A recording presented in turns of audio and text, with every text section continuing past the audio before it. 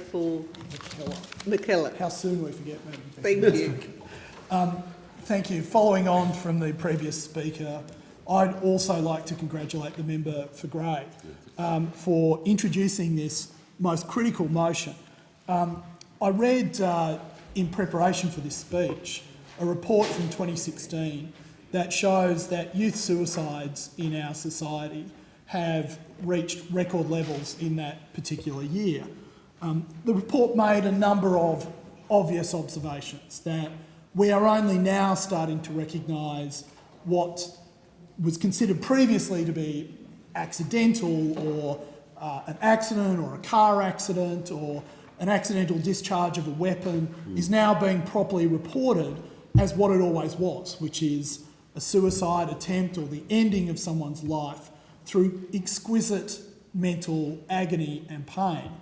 The most, as the report's point makes, the most disappointing part about this statistic is that now we know more than we have ever known before about mental health, about what brings people to this most extraordinary point where they think their only option, the only way to end the pain that they are suffering from is by ending their lives. The Turnbull government, indeed many governments around Australia, have recognised that this is a problem that our community can do something about and should do something about. I was very proud last year to help launch a $16 million initiative in my area that was dedicated towards mental health and mostly around identifying people who are at risk. That year, only a year ago, my area had suffered a series of people who were still at high school who committed suicide. They had no reason, Madam Deputy Speaker, to commit suicide. Well, no reason from those of us on the outside looking in. They came from good families. They had very good prospects. They had not ostensibly suffered bullying or any other particular outside influence that may have brought them to this point. The point was that we had not identified them as at-risk youths. I have to, at this point, commend the principal of Barrenjoey High, Ian Boucher, who at the time recognised that this was a problem and that it was something that not only he could do something about, but he must do something about. He took action. A number of people felt, finally, that they were in a place where they could openly and calmly discuss how they were feeling about these issues, so much so that they could get the help and assistance, but more importantly, the realisation that they were not going through this alone.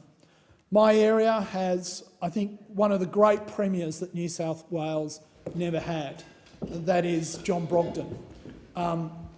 John, a well-known public breakdown, who was put under extraordinary pressure by a media that behaved irresponsibly, went over stories that were not true in either fact or, frankly, Madam Deputy Speaker, in fiction. John himself, a person of great capacity, a person who, if he had been given the chance to lead New South Wales, I know would have saved us from years of ineptitude and corruption and would have made a real difference to millions of people in that state. But he was cut down because no one thought to understand the sorts of pressures, the sorts of injustices that were being placed upon him, and never thought to reach out and say, "How are you, mate? We're with you." Because at that point he was deserted by so many who had previously pretended to be his friends. But John, to his great credit, did not slink away, did not decide that it was too much. John did what he always did. He got stuck in, became the head of Lifeline in Australia, has advocated tirelessly to help people who feel that they are at the point of suicide, at the point when they most need that help. This government, other governments too, I have to recognise Julia Gillard also reached out across the aisle to John Brogden and provided millions of dollars in funding for Lifeline and the critical research and efforts that they make to help people. I can only commend the member for Grey for pointing out all of these issues, and I commend this motion Thank to you. the chair.